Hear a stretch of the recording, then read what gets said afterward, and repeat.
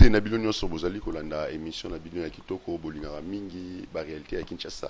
Canal Kin Télévision, chaîne na bino oyo. Bino nyonso partout dans le monde bozotalango, Asie, Europe, Afrique, Amérique. Lelo toyambeli bino moko ya balobeli na kati ya mboka ndeko bazin et azali na côté ya FDC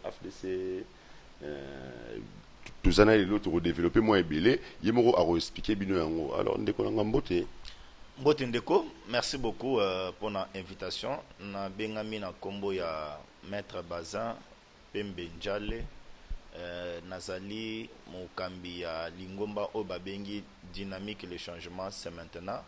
O ezali na kati ya regroupement politique FDCA ya mwana mboka le professeur sénateur Modeste Bahati Lukwebo. Merci ndeko Bazin. Et c'est un makasi ya koyamba yo na émission na biso lelo ba réalité ya Kinshasa ezapemba liboso to yamba yo ke ngai mi konjoli na yambio lelo na plateau na ngai tout me kana ko beta moi lisolo mukema mbutali mboka na biso bilan ya chef de l'état tant que mona mboka ndeko Bazin au mona ngona nde ndeko na o etaleli bilan ya président de la République Félix Antoine Tshilombo Tshisekedi na kokyo yebisa ba congolais lelo ke Félix akuti ba réserve na banque na 1 milliard si je me trompe pas au ndeko Kabila o tina lelo na senga kete no singeli justice kangai atikeli biso mais lelo toza na 3,3 milliards sous régime ya mwana mboka Félix Antoine Tshilombo Tshisekedi lelo sous Félix to yebi eke moto soki ayebi mbongo à l'état place na yeza kande na boloko lelo sous Félix to yebi ete passation ya marché public et ça les maka de gré à gré te soki ça les de gré à gré moto wana a violé mobeko place na yeza na boloko esengeli ko sambisa ye pona ba détournement ya deniers publics mobeko ezalaki bien sûr et mobeko wana ezalaki exploité te lelo sous Félix to yebi ki non yali inspection générale ya finance existe en République démocratique du Congo yangonde salaka patrouille financière pona ko traquer tous ces gens qui ont appauvri la République démocratique du Congo. Lelo sous Félix, toyebi non kanyamaka sese ekoki ko lié sa kinois, ekoki lié sa République démocratique du Congo à partir ya kuluna oyo lobi azalaki négligé. Lelo sous Félix, vous avez la gratuité d'enseignement oyezali en République démocratique du Congo. Et lelo sous Félix, vous avez la liberté d'expression. Ils vont même au-delà, même si na quoi attaquer le président de la République, na y a intimité mais ils sont pas inquiétés, ils sont en République démocratique du Congo. Les sous Félix, vous avez la paix entre institutions net Sénat, Assemblée nationale, présidence de la République et justice. Kimia ezali motoyer bi Sénat ko sécuriser yete Assemblée nationale ko sécuriser te présidence ko sécuriser était place naie ezali na boloko. Donc le bilan sous Félix et ali bilan moko ya mutuya ya malonga makasi. Lelo sous Félix, vous avez la paix avec nos voisins de la sous-région. Lelo sous Félix, le Congo est revenu dans l'échiquier international. Lelo mokonzambo kazali ko tambola la diplomatie congolaise est agissante lelo de konanga. Donc ya koloba et ali ebele et nous disons on n'est pas encore arrivé. Le Congo doit enfoncer sous régime à Mwana Mboka Félix et Tshilombo Tshisekedi pour que non, le peuple congolais qui avait perdu espoir, oya bandako loba lobi Congo esengeli ete kama aloba lelo ke no ya mboka na ngai eza ba frontière na ngai eza mabele na ngai esengeli na sécuriser parce que banka batika ke oteka ngote et biso génération lelo to ko oteka ngote. Donc c'est une joie lelo sous Félix bilan eza kitoko makasi. Ndeko Bazin wana ezali oyo lobi mais ezali na mituna mususu o bandeko musu ya balabala bazali kutuma biso mais bino bozo ya mbaba toka bandeko Bazin batokola tokotanga bakoma batu mususu te mais bazo pourquoi botuna bango te mambotali vie sociale ya peuple de ba promettait soso ti le lorien banzela donc moi mbulo ebeti wa bi mais banzela moyen roleke ezali te ndeko Bazin ndeko nangai ne trompons pas l'opinion. Tokendika na makambo etali ya balabala na ville ya Kinshasa ou bien na Congo mobimba ndeko Félix a un pouvoir na 2 ans mais Félix a trouvé un régime de 18 ans plus de 2 ans ou quelques mois bambula o Moussa Salaki na o Mobutu atikela biso na kati ya mboka dans 2 ans bolingi bosenga Félix a asphalté Congo mobimba. Mais ça c'est de la mauvaise foi. Félix est venu dans ce pays. Nzela ya salongo kolongwa lemba terminis. Ti kokoma na salongo zo kene tendance na université ya Kinshasa ezalaki na état moko de délabrement très avancé. Félix nda saliango. Félix est venu, il a trouvé site universitaire, ba homme ya ba étudiant, ezalaki na ba condition moko à un état impitoyable. Félix est venu, il a réhabilité ba homme mususu ya ba étudiant. Félix aye akuti nzela ya université. Na un état impraticable. Félix aye asali yango. Félix est venu sous son impulsion. Ndeng de Congo bilalelo azali kosala nzela elengesa. Mwana elengesa oya botami akomi na 18 ans 20 ans. Atika lo mona nzela asphalté te. Mais lelo sous impulsion ya Félix avec gouverneur à Félix nzela wana ezali kosalema. Lelo sous Félix échangeur ya limité. Oya ezalaki moi tronçon muke na ba condition moko grave. Mais c'est le Félix qui est venu réhabiliter. Et aujourd'hui, le président Félix est en train d'y travailler. Il est en train d'enfoncer. Pour nous, Congo, Ezala. Les lots sous Félix est informe que Ezali sous Félix, la province est belée. Même le territoire est belé, les lots, Ezali relayé. Ezali relayé, na ba pont o esila Kobukama. Et c'est sous Félix avec OVD, de Félix Azo Salango. Les lots sous Félix, Foner. Azo sale que non alekisi ba assignation na ye. Mais c'est dit jamais fait en République démocratique du Congo. Mais social aux lobelate. Ndeko nanga yango tango lobela social. Na uto yebisa yo kanya makase c'est awa. Masango kanya makase ezoteka malelo na ville ya Kinshasa. Ezoteka na marché liberté. Ezoteka na rond-point Ngaba. Ezoteka nani na IPN. C'est sur 18 000 francs congolais. 18 000 francs congolais. 18 000 francs congolais, ils ont combien? Ils ont constaté que les Congolais et nous disons ce n'est pas encore fini, mon frère. Social, ce n'est pas d'un coup boindé ou rebondissant. Non, c'est un processus. Mouké. Oye bandai kozang ezali de volonté, mais volonté lelo ezali avec moi Namboka Félix Antoine Tshilombo Tshisekedi. On a moni bande kwa lamuka et salinga passe ndeko nangai. Je peux me contenir na ko lelate mais na moni Fayulu. Oyo lobi ayebisaki Félix kabwana na Kabila, kabwana na ye biso toko soutenir lelo wana ndeko bazin bolimbisi muki wana tokozonga sima si je nango wana ezali mais to si ça na muki kota page à côté etali mokonzi mboka population balobi chef de l'état lobaki aozo attendre à s'adresser à la nation basé discours à chef de l'état tamso ko lobi ma enseignant a ko lobi ma botali ba ram. Mais chef de l'État a été juste pour féliciter le président et l'Assemblée, M. Mbosso. Oui, question, il discours, c'est comme si c'était un discours pour le peuple, pour les politiciens. Il y a des responsables dans le salon, dans le bango, je pose la question. Bien sûr que ma question est où tu as. Comment voulez-vous boyer le président de la République à s'y mixer dans la question Yaram alors que l'Assemblée nationale, si là il y a un ministre, l'Assemblée nationale et le bilan, ils créé une commission. Le ministre, il a pris le dossier, il a envoyé dans le gouvernement. Le gouvernement a traité le cas. Commission mixte et commission moko et tchamina niveau ya Assemblée nationale pour examiner ceux qui va détournement ils na katiwana ba memango devant justice pour n'être non moto wana samba. Comment vous pouvez dire le président de la République akata boiden kupo akatiango? Mais ça c'est ça les makate. Il y a les Congolais on a katiwana basé ko se plaindre pour la question ya ram. Oui vous savez président de la République akata. Nani conseil des ministres baki au-delà ya koloba oui. Le peuple est en train de se plaindre. Le peuple azali koloba. Il y a une commission où il y a à niveau Assemblée nationale. Mais n'engé zali boye.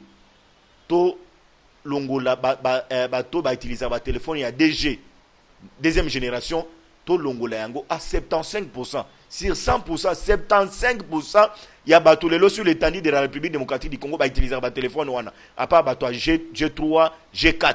Parce que G4 PC côté na République démocratique du Congo de Konangai ba supprimer 75% ba longoli yango et puis premier ministre a keiti au-delà ande ko ba congolais bona nanga bien premier ministre a lobi non toujours kende na muke jusqu'à ce qu'on va enlever la situation et en même temps l'Assemblée nationale est en train de constituer une commission pour voir clair sur s'il y a eu détournement ou bien il a la quitté. Pourquoi nous voulons aller vite?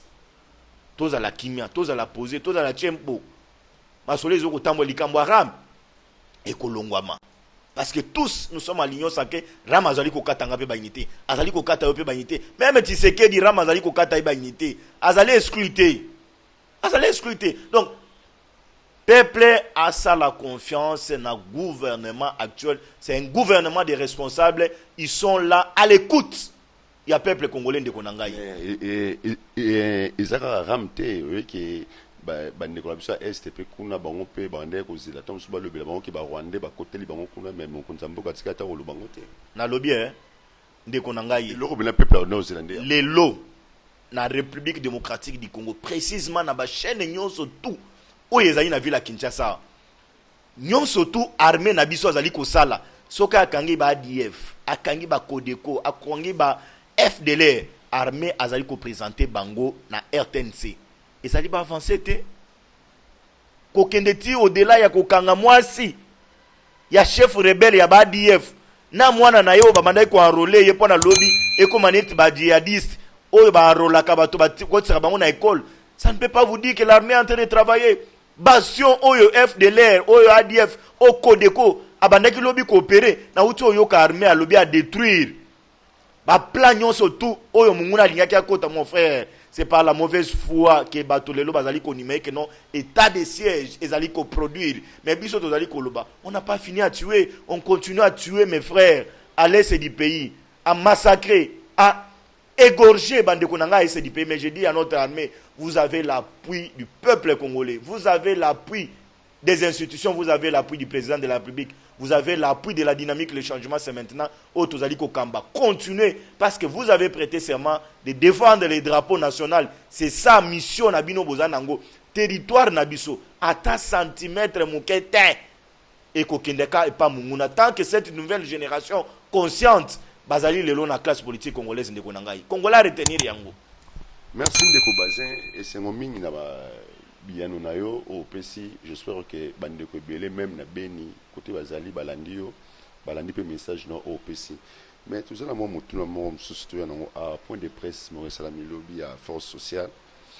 Balobeli marambo belé na katia j'espère balobeli balembi ba voyage à chef de l'état balobeli marambo enseignant balobeli mambabana donc moi en belé balobeli tina baram on a tout na katia balobi baza na marche na bango les 6 tala siko lelo ko sangana o basangani bazali catholique protestant SID PPRD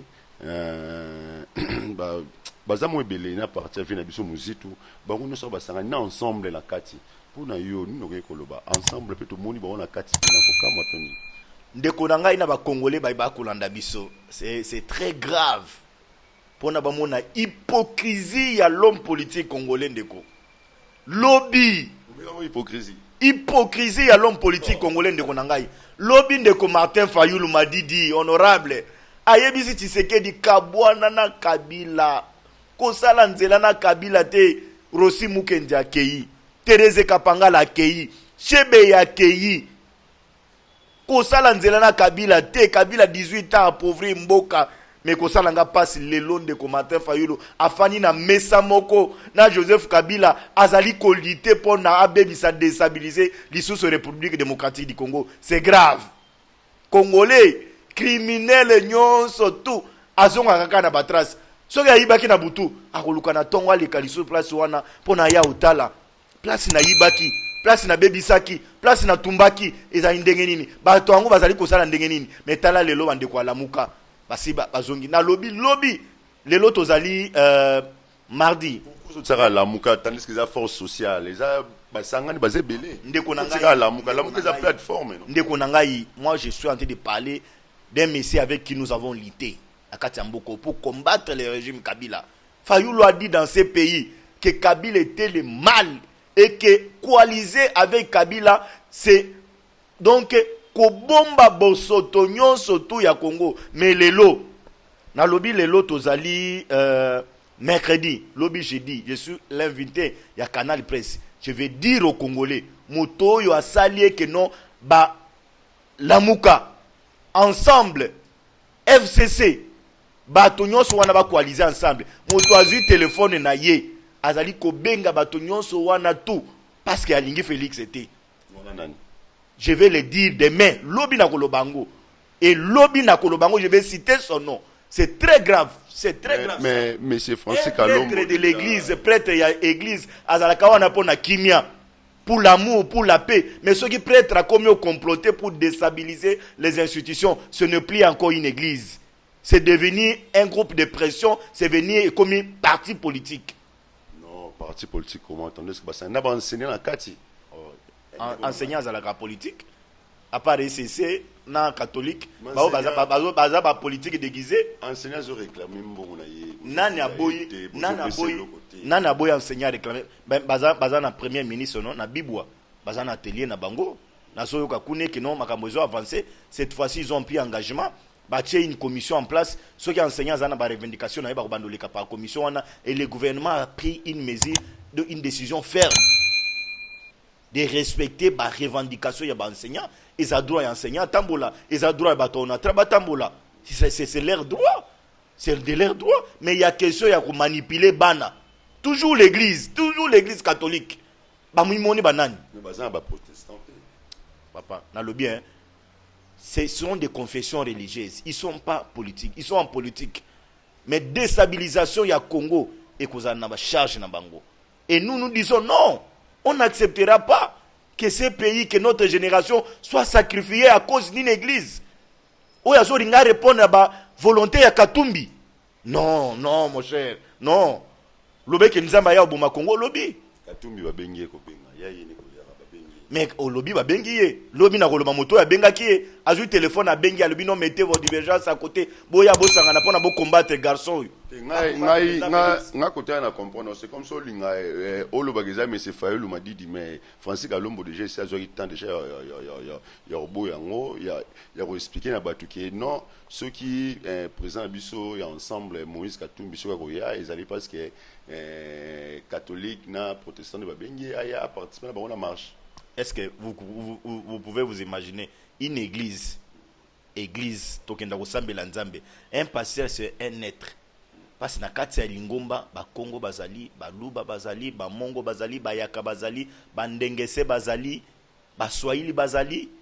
Est-ce qu'un pasteur peut appeler un politique à Lungwa Lumbashi pona aya na Kinshasa wa aya kusala marche? Pona ko combattre le régime, pona ko déstabiliser ba institution. Est-ce que vous avez compris? Juste pour la kosunga même bana biso amikyo bazotanga te bana bazokene bakaika ndeto somba nde bazosonga na banda. Ndeko na ngai, est-ce que pour une revendication ya ba enseignant et sengeli ko réunir ba force vive, sengeli ko réunir ba politique, même bino ba sango, même bino ba prêtre bokoti na kati wana pona bo réclamer droit ya ba enseignant. Ce sont les enseignants bazana ba numéro matricule. Bazana ba numéro matricule, ce sont les gens reconnus par l'État. Mais yo sango, yo SCC, okoya okota na kati, o marché na bango ndenge. On a vu les enfants manipulés dans nzela, yebisanga mwana tokende kotika bana na bakelasi. Pone que non, ba kende batanga na tongo on vient laisser les enfants à 7 heures.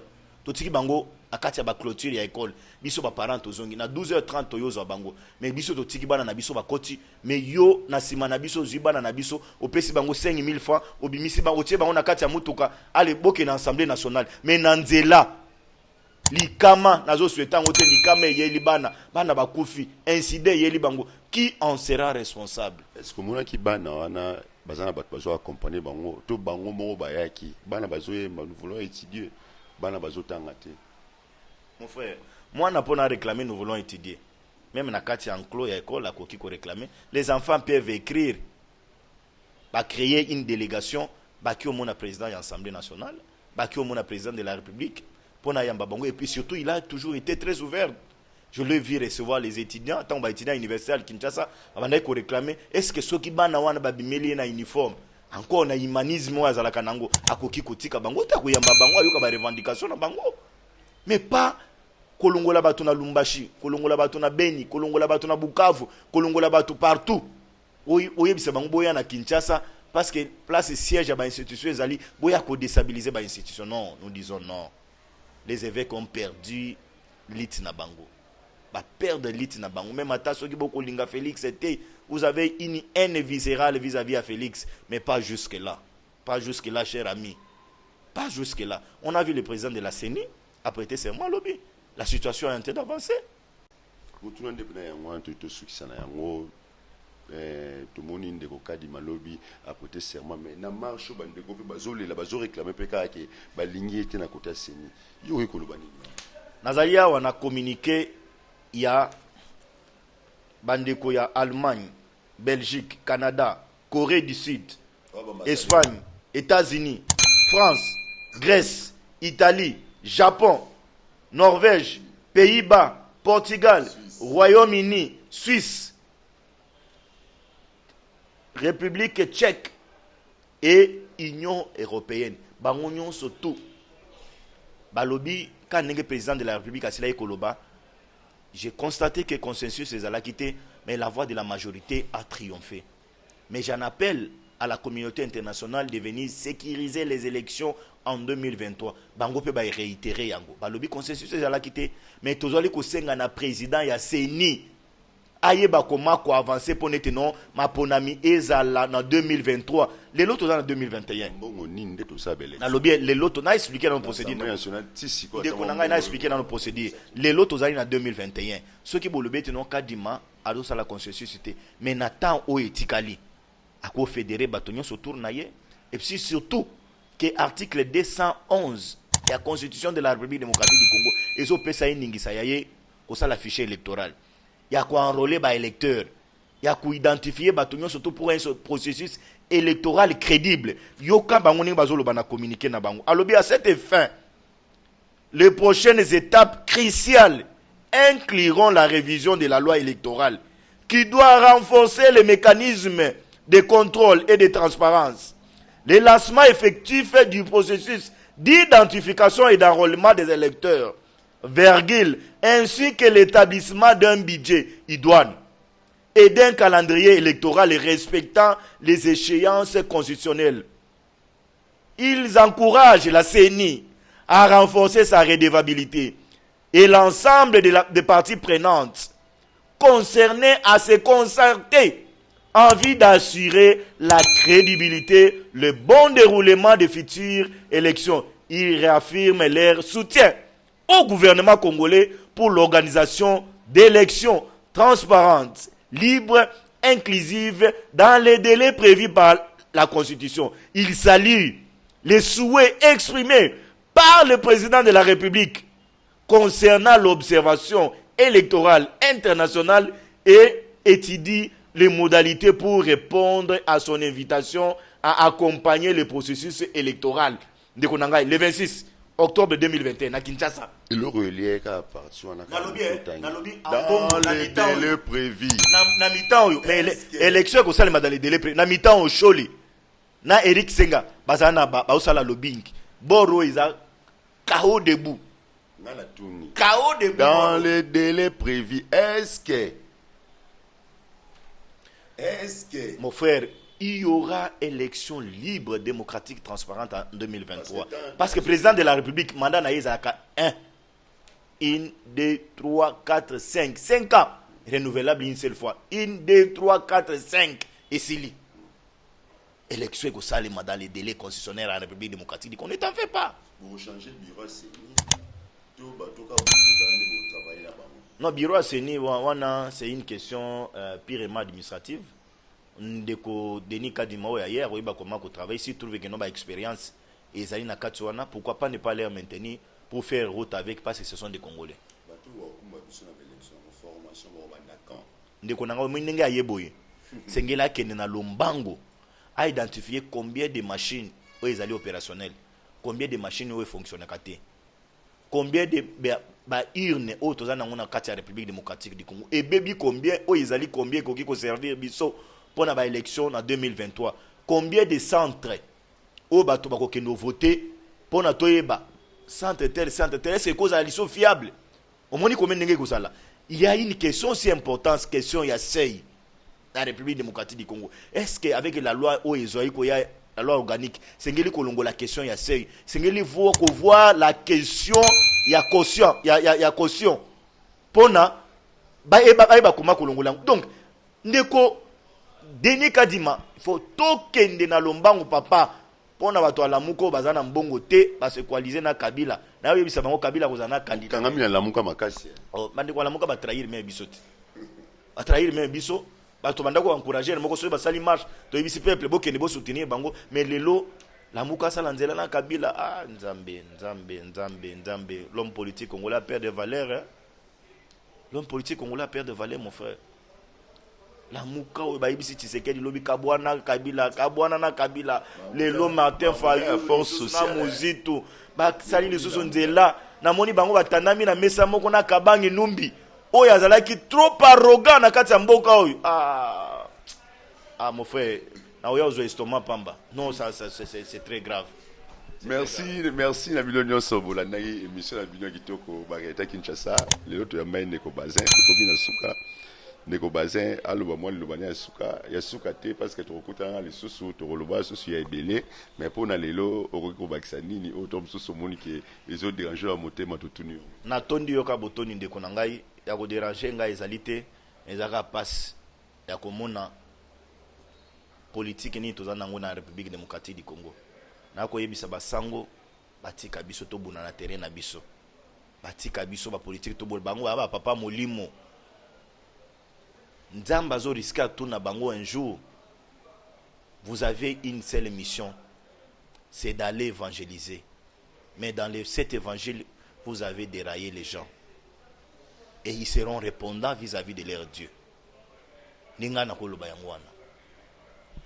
Merci na bilo nyonso bolandi biso émission na biso yango ekomi na suka Bariété Kinshasa bo hésiter te bo s'abonner ebele na chaîne na bino Canal Kin Télévision oyo bozomona ngai mopanzi sango na bino yeyo nazali a Miko Njoli tukutana na mikolo ezali koya merci na Pati Tsumbu oyo azali ko réaliser émission pe côté montage azonyo ko la machine na ndenge sengeli merci na chef direct na ngai Gilles Boulembi le grand coach oyo coacher toujours que joueur na aza toujours en forme merci na chef na ngai Gimputu bilo nyonso o bolandi émission partout bambote na bino yango bye bye tukutani mbala sima.